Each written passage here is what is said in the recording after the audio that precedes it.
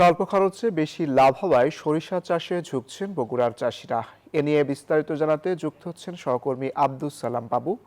বাবু, বগুড়ায় সরিষার আবাদ কেমন দেখছেন, কি বলছেন সেখানকার চাষিরা? বছরে যে 100 হেক্টর বেশি জমিতে হয়েছে। গত বছর মোটামুটি ভালো দাম পেয়েছিল বগুড়ার চাষিরা এবং কৃষি বিভাগ পরামর্শ দেওয়ায় এবছর প্রতি জমিতে সরিষা চাষ করেছে বগুড়ার চাষিরা। আমরা রয়েছি বগুড়া সদর উপজেলার একটি ক্ষেতে এবং যেখানে নিশ্চয়ই দর্শক ক্যামেরা চোখে দেখতে পাচ্ছেন যে হলুদের চাদর বিছিয়ে রেখেছে যেন ক্ষেতগুলোতে।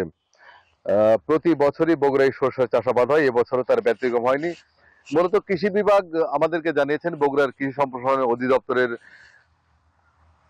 উপপরিচালক কৃষিবিদ ফিরোজ মোহাম্মদ সোহেল মোহাম্মদ শামসুদ্দিন ফিরোজ আমাদেরকে জানিয়েছেন যে ভোজ্য তেলের আমদানি নির্ভরতা কমাতেই তারা মূলত চাষিদেরকে বিভিন্নভাবে পরামর্শ দিচ্ছে। তাতে চাষিরা আগ্রহী হয়ে এবছর 100 হেক্টর বেশি জমিতে সরিষা চাষাবাদ করেছে। দর্শক নিশ্চয়ই ক্যামেরা চোখে দেখতে পাচ্ছেন যে যেন চিত্রশিল্পী রং তুলি দিয়ে সাজিয়েছে আলপনা এবং চারিদিকেই হলুদ। গোটাল ক্ষেত জুড়েই হলুদের সমারোহ। আহ, বগুড়ার শহরের সহ বগুড়া সদর, কাহালু, শিবগঞ্জ, সারিয়াকান্দি, শাহজাহানপুর সব উপজেলাতেই সরিষার চাষাবাদ হয়ে থাকে।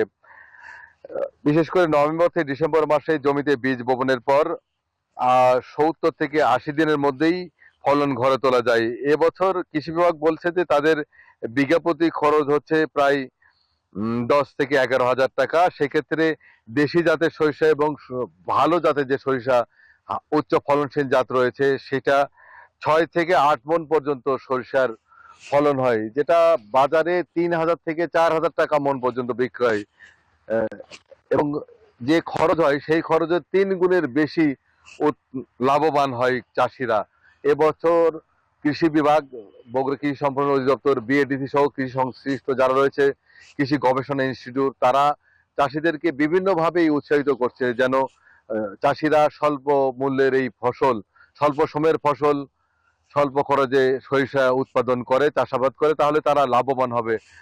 সেইটা কিন্তু কৃষি বিভাগ চাষিদেরকে উদ্বুদ্ধ করতে পেরেছে, যার কারণে গত বছর যে সরিষা আবাদ হয়েছিল তার চাইতে এবার 100 হেক্টর বেশি জমিতে আবাদ হয়েছে। 37,595 হেক্টর জমিতে সরিষা চাষের লক্ষ্যমাত্রা নির্ধারণ করেছে, যা থেকে প্রায় 60,000 মেট্রিক টন সরিষা উৎপাদন হবে। তারও বেশি হতে পারে বলে মনে করছে কৃষি বিভাগ। চাষিরা আমাদেরকে জানিয়েছেন যে সরিষা চাষাবাদে সার, সেচ, কীটনাশক এবং পরিচর্যার যে খরচ সেটা নেই বললেই চলে। একবার বীজ বপন করার পর সরিষা আপনা আপনি হয়ে ওঠে এবং আস্তে আস্তে গাছ বেড়ে ওঠে এবং হলুদের সমারোহ দেখা যায় ক্ষেত জুড়ে।